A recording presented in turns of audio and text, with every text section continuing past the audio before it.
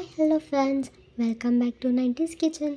ಇವತ್ತು ನಾವು morning breakfast ಅಂದರೆ 20 ಮಿನಿಟ್ಸಲ್ಲಿ ಈಸಿಯಾಗಿ ಒಂದು ಒಳ್ಳೆ ರೆಸಿಪಿನ ಮಾಡೋದು ಹೇಗೆ ಅಂತ ನೋಡ್ಕೊಳ್ಳೋಣ. ಅಂಥ ರೆಸಿಪಿ ಏನಪ್ಪ ಅನ್ನೋದಾದರೆ ಉಪ್ಪಿಟ್ಟನ್ನ ನಾವು ತುಂಬ ಈಸಿಯಾಗಿ ಮಾಡ್ಕೊಬೋದು. ಆ್ಯಂಡ್ ನಾವು ಇದಕ್ಕೆ ಟೊಮೆಟೊ ಆಗಲಿ ಈರುಳ್ಳಿ ಆಗಲಿ ಆ ಥರ ಐಟಮ್ಸ್ನ ನಾವು ಯೂಸ್ ಮಾಡ್ತಾಯಿಲ್ಲ, ಬಿಕಾಸ್ ಬೇಗ ಆಗಬೇಕು ಅನ್ನೋ ಒಂದು ಸ್ಪೆಷಲ್ ಉದ್ದೇಶಕ್ಕಾಗಿ. ಆ್ಯಂಡ್ ಇದಕ್ಕೆ ಏನೇನು ಯೂಸ್ ಮಾಡ್ಕೊತಿದ್ದಾರೆ, ಏನೇನು ಇಂಗ್ರೀಡಿಯೆಂಟ್ಸ್ ಇದೆ ಅಂತ ನೋಡ್ಕೊಳ್ಳೋಣ. 1 ಟೇಬಲ್ ಸ್ಪೂನ್ ಉದ್ದಿನಬೇಳೆ, 1 ಟೇಬಲ್ ಸ್ಪೂನ್ ಕಡಲೆಬೇಳೆ, ಸ್ವಲ್ಪ ಕರಿಬೇವು, 3ರಿಂದ 4 ಮೆಣಸಿನ್ಕಾಯಿ, ಸ್ವಲ್ಪ ಕೊತ್ತಂಬರಿ, 1/2 ಟೇಬಲ್ ಸ್ಪೂನ್ ಜೀರಿಗೆ, 1 ಟೇಬಲ್ ಸ್ಪೂನ್ ಸಾಸಿವೆ, 1 ಕಪ್ ಕುಕ್ಕಿಂಗ್ ಆಯಿಲ್ ಆ್ಯಂಡ್ ರುಚಿಗೆ ತಕ್ಕಷ್ಟು ಉಪ್ಪು, 1 ಕಪ್ಪಷ್ಟು ತೆಂಗಿನಕಾಯಿ ತುರಿ. ಮತ್ತು ಈ ಲೋಟ ಇದೆಯಲ್ಲ, ಈ ಲೋಟದಲ್ಲಿ 1.5 ಕಪ್ಪಷ್ಟು ರವೆ ಹಾಕ್ಕೊಳ್ಬೇಕು. ಆ್ಯಂಡ್ ಇದೇ ಲೋಟ ಯೂಸ್ ಮಾಡಿಕೊಂಡು 4.5 ಕಪ್ಪಷ್ಟು ನೀರು ಹಾಕ್ಕೊಳ್ಳಿ. ಆ್ಯಂಡ್ ಅದು ಹದ ಕೂಡ ಚೆನ್ನಾಗಿರುತ್ತೆ. ಇವಾಗ ನಾವು ಸ್ಟವ್ ಮೇಲೆ ಬಾಣಲಿ ಇಟ್ಕೊಂಡಿದ್ದೀವಿ.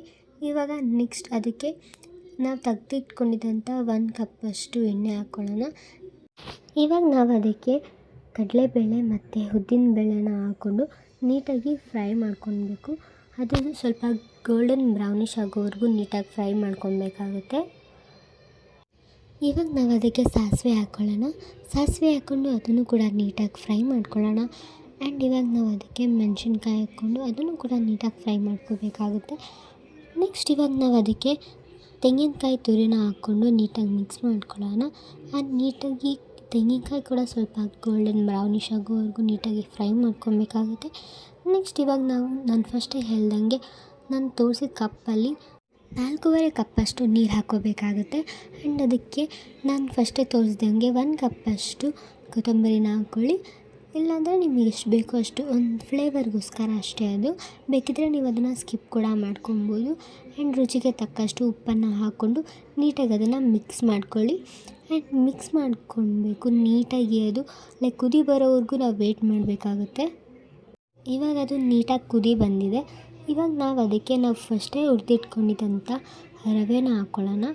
ಅದನ್ನು ನಿಧಾನಕ್ಕೆ ಹಾಕ್ಕೊತ ನೀಟಾಗಿ ತಿರುಗಿಸ್ತಾ ಇರಬೇಕಾಗುತ್ತೆ, ಇಲ್ಲಾಂದರೆ ಗಂಟಾಗೋ ಚಾನ್ಸಸ್ ತುಂಬ ಇರುತ್ತೆ. ಸೊ ನೀವು ಅದನ್ನು ನೀಟಾಗಿ ತಿರುಗಿಸ್ಕೊಬೇಕು. ಆ್ಯಂಡ್ ಅದು ನೀಟಾಗಿ ಬೇಯೋವರೆಗೂ ನಾವು ಅದನ್ನು ಕುದಿಯೋಕ್ಕೆ ಬಿಟ್ಬಿಡಬೇಕು. ಇವಾಗ ನೋಡಿ ಅದು ಯಾವ ಥರ ಆಗಿದೆ, ಗಟ್ಟಿಯಾಗಿದೆ ಅಲ್ವಾ, ಅಲ್ಲಿವರೆಗೂ ಆ ನೀರು ಫುಲ್ ಇಂಬ್ರೋವರೆಗೂ ನಾವು ಅದನ್ನು ಹಂಗೆ ತಿರುಗಿಸ್ತಾ ಇರಬೇಕಾಗುತ್ತೆ. ಈಗ ಉಪ್ಪಿಟ್ಟು ರೆಡಿ ಇದೆ.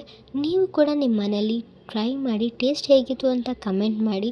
ನೀವಿನ್ನೂ ನಮ್ಮ ಚಾನಲ್ಗೆ ಸಬ್ಸ್ಕ್ರೈಬ್ ಆಗಿಲ್ಲ ಅಂದರೆ ಪ್ಲೀಸ್ ಸಬ್ಸ್ಕ್ರೈಬ್ ಆಗಿ, ಲೈಕ್ ಮಾಡಿ, ಶೇರ್ ಮಾಡಿ. ಆ್ಯಂಡ್ ನೆಕ್ಸ್ಟ್ ವೀಡಿಯೋದಲ್ಲಿ ಒಂದು ಹೊಸ ರೆಸಿಪಿ ಜೊತೆ ವಾಪಸ್ ಬರ್ತೀವಿ. Thank you.